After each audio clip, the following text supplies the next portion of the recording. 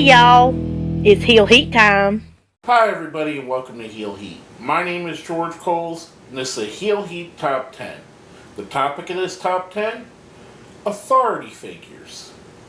Now we all love or hate the authority figures, but we do know one thing, wrestling has had some really interesting ones over the years, and this is my top 10 of those. Number 10, Stone Cold Steve Austin. The Sheriff of Monday Night Raw run. It was fun. It was a way to keep Austin involved in the product after he stopped wrestling. You kept his energy there. You could tell he was having fun. Him and Bischoff's interactions were great. I really liked this. Like I said, it was a fun time for Austin. Probably would have been up higher if it lasted a little bit longer than it did. Now, number 9. The president of the WWF in the 1980s, and I did say WWF, Jack Tunney. Now, knowing what I know now, that this was just a meaningless role and given to him basically so Vince could take over his family's territory.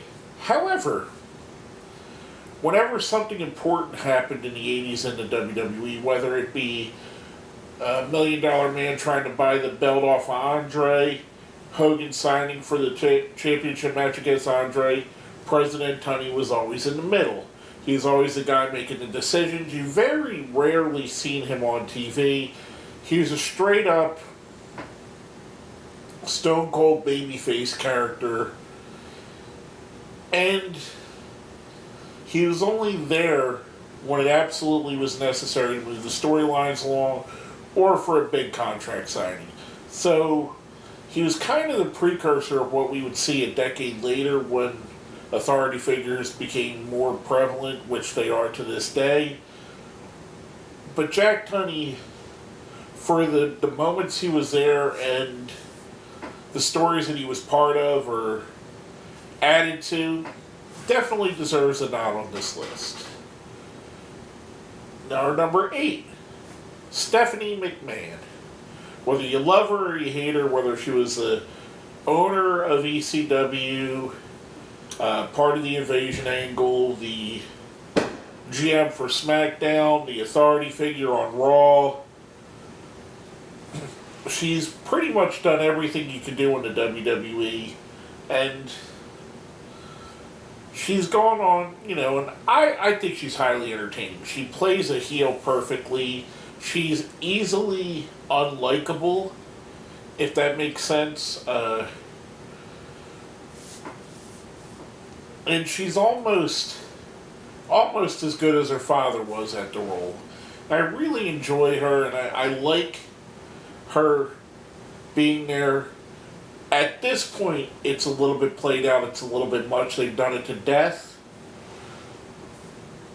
But she's so good at what she does that even if they brought her back now, I would think it was interesting. Which they do every now and again, because she, as of right now, is over Monday Night Raw, although we barely ever see her. Now, number 7, Commissioner / GM Foley. We've seen him be the commissioner of WWE and the GM of Monday Night Raw. He also had a role in TNA as their commissioner as well. Foley gets on this list just for his interactions with Kurt Angle, Christian, and Edge alone. The comedy that he brought, much like Steve Austin, this was a way to keep Foley active and on TV and keeping his character relevant. The comedy he brought to those segments is classic. It's some of the funniest stuff that they've ever done in WWE. His most recent run, where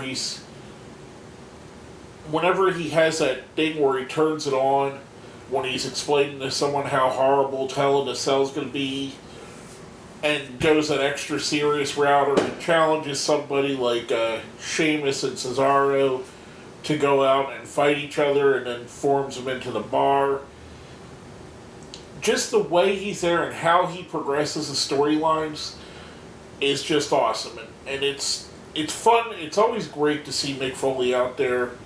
I love him. I love his corny dad jokes. And he's just a great commissioner / GM. Now, number 6, Vickie Guerrero. Now, I know Vickie's not a huge fan favorite, but that was the point. Yes, it took her a while to warm up into the role. At first, she was like a deer in the headlights. But once she did, Vickie Guerrero became absolutely one of the top heels in the company. She was, much like I said with Stephanie, she was instantly hateable. The fans loved to boo her. Her decisions were mired in controversy.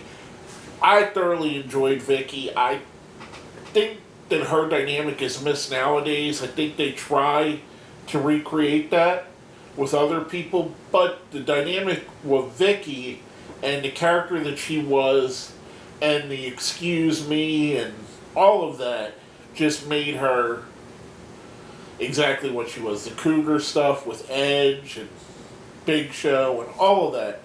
I love it, and it was great to see someone who came in stumbling out of the gates, find their way, and leave as pretty much one of the best GMs of all time or authority figures of all time.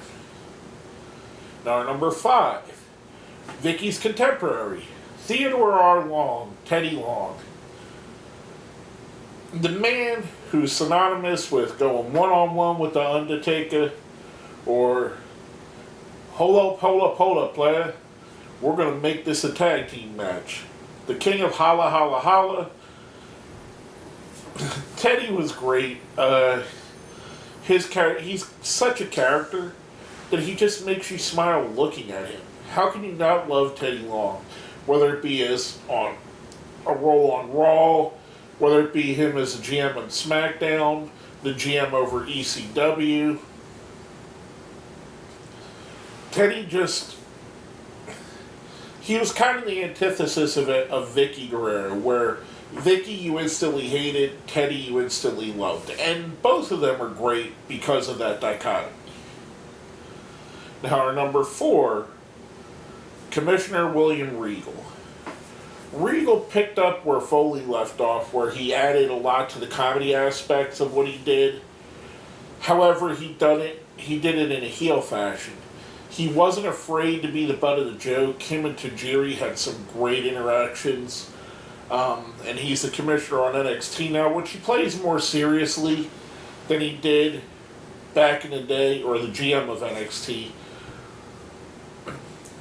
But just the fact his staunch British humor, his dry wit, his straight man, deadpan reactions were fantastic, and who doesn't love William Regal? I thought he was great in the role, hence why he's up so far here on my list. Now, our number 3, the man behind the 83 weeks of WCW beating WWF in the ratings, Eazy-E, Eric Bischoff. To go back and look at this in context, Eric Bischoff as a heel, company man, the guy that runs the company, predated Vince McMahon. He was doing that shtick before Vince became Mr. McMahon. So he was kind of the precursor, and he did a lot of the same stuff. Did it run too far? Did he become an egomaniac in his WCW run? A little bit. But to me, he made up for it when he became the GM of Raw. And also his authority role in TNA, which it's a mixed bag, because what he actually did in TNA behind the scenes wasn't great. But on camera, he was as good as a character as he ever was.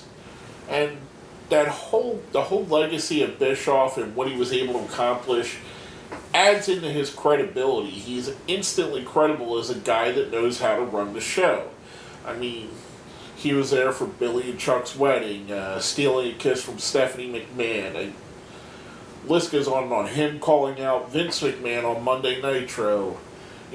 Stacking the deck over and over again for the NWO. It just... the way he did it and how smarmy of a look he was, much like what I said with Vickie and Stephanie, he was easily hateable, and he was a guy that just looking at him, you kind of wanted to punch him in the face. And that's what you need when you're a heel. You need the guy that's the fans want to punch in the face. Because then when the face punches him in the face, the fans live vicariously through that person, whether it be DDP, whether it be Steve Austin, Jeff Hardy, whoever it may be. They live through them punching them in the face. And I don't think anyone on this list had a more punchable face than Eric Bischoff. And I mean that as a compliment. So, with that being said, our number 2. The Messiah of the Extreme. The voice of the voiceless. The man himself, Paul Heyman. Now, I'm very biased when it comes to Paul Heyman, whether it be his role as Paulie on ECW, where, much like Jack Tunney, he was less seen necessarily. He would come out and tell the fans when something was wrong, or to announce something big, or to go on a rant about the TNN, the National Network, which for you younger people was actually a channel that became Spike TV, which is not even a channel now either, but I digress.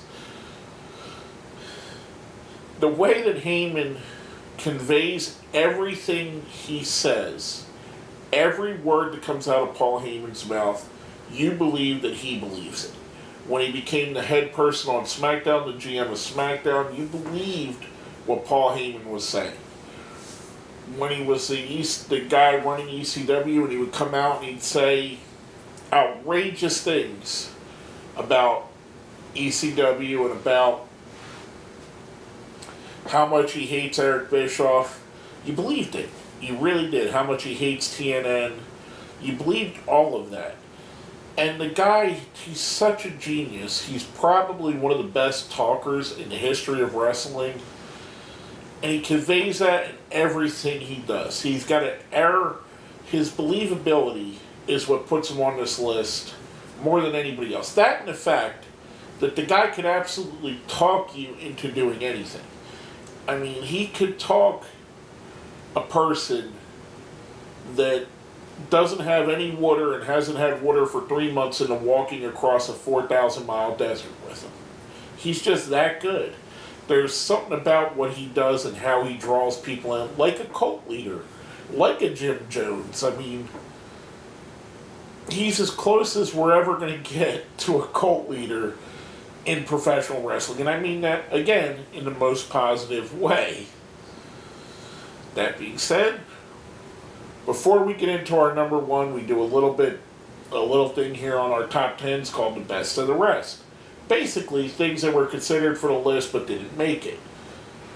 On this one, we have a couple people that were considered, but they didn't quite make it. In no particular order, Gorilla Monsoon. Gorilla kind of had the same role as Jack Tunney did in the 80s, in the mid to late 90s. For what he did, he was awesome, but the role he was playing, as soon as Eric Bischoff was on television, his role felt outdated. His portrayal felt like a throwback to the 80s. Now, his stuff he did with DX was great, but it didn't quite register like it would have a decade before. Him being Gorilla Monsoon, he carried the weight of being Gorilla Monsoon. I just think his character and that kind of role was best suited for a different era. He would have been a great commissioner of the Ruthless Aggression era, if you ask me. he would have been a great, as he would have been just as good as Teddy Long in that time frame. But for the beginning of the Attitude Era and that transition, he felt out of place. Next up on our Best of the Rest, Commissioner Todd Gordon. Again, this is a personal favorite of mine. He was the on-screen commissioner / owner of ECW in the early years. And he's just a guy who was, he backed the company. He would come on, like I said, with a lot of these other guys. He would just come on for the important roles. His most important thing would be him versus Bill Alfonso feud, who was a ref appointed by the Pennsylvania Athletic Commission. And before I go on, if you hear that noise in the background, this is being recorded on the 4th of July. There's people in my neighborhood that are shooting off fireworks. I'm fine. It's not guns going off. It's fireworks. So, back to what I say. He kind of fit the role of what like Gorilla Monsoon did, what Jack Tunney did, with a little bit more of an interaction with him actually jumping into a feud when he jumped into the feud with Bill Alfonso. Fireworks are throwing me off now. But anyway, that being said, I absolutely love Todd Gordon and what he did at the time. And as 2 Cold Scorpio famously said, Todd is God. And last but not least on our Best of the Rest, Commissioner Slaughter. Again, he was kind of on the bridge and probably why he didn't make this out. Not that he wasn't super entertaining. His run was very short, for one. And for the other, he kind of fell in that period where what he did with D-Generation X and all, it kind of felt like you had an 80s wrestling character in 90s storylines. And as much as I love the Sarge and as much as he did great stuff in the role, I think it was outdated, like Gorilla, which is why I didn't have him on this list exactly. But I did like what he did. It just didn't feel right at the time. Now, before I get into our number 1, if you think I left somebody off the list, if you think I put somebody up too high, somebody too low, let me know what you think. Let me know your opinion. Leave it down here in the comments. Make sure you hit like and share. And if you haven't, subscribe and make sure you ding that little bell so you get notifications whenever I put out videos. Now, on to our number 1, the number 1 authority character. And if you're paying any attention, you know there's one glaring omission on this list, Mr. McMahon. Vincent Kennedy McMahon, once he decided to fully embrace the heel role and become the Mr. McMahon character, it's been said by several people that there's not a better heel in the history of wrestling. Whether he was the foil for the Stone Cold Steve Austin, The Rock, John Cena, Bret Hart, The Undertaker, Hulk Hogan, all these guys over the years, he's gone in a feud. I mean, obviously, Austin versus McMahon is one of the top feuds in the history of wrestling. Much like I said with Paul Heyman, he had that instant credibility that you knew he was the guy behind the scenes. You knew that he had the power that he said he had. And he was just great at the role. He was amazing. He couldn't sell a stunner worth of shit, but when he took it, it was important, and it made sense. And him constantly trying to screw over guys like Austin, like Mick Foley, like The Rock. Later on, him trying to screw over guys like John Cena, trying to, The Undertaker. It just felt right every time. I mean, the Mr. McMahon character, even if it wasn't the guy that was in charge of the most popular promotion, even if it was just an actor, Vince McMahon would go down in history, in the history of wrestling, as one of the greatest characters there ever was. With all that being said, that's our top 10 list of authority figures in wrestling. Again, let me know what you think. Like, share, subscribe, hit the bell, all that good stuff. My name is George Coles, and this has been another Heel Heat Top 10.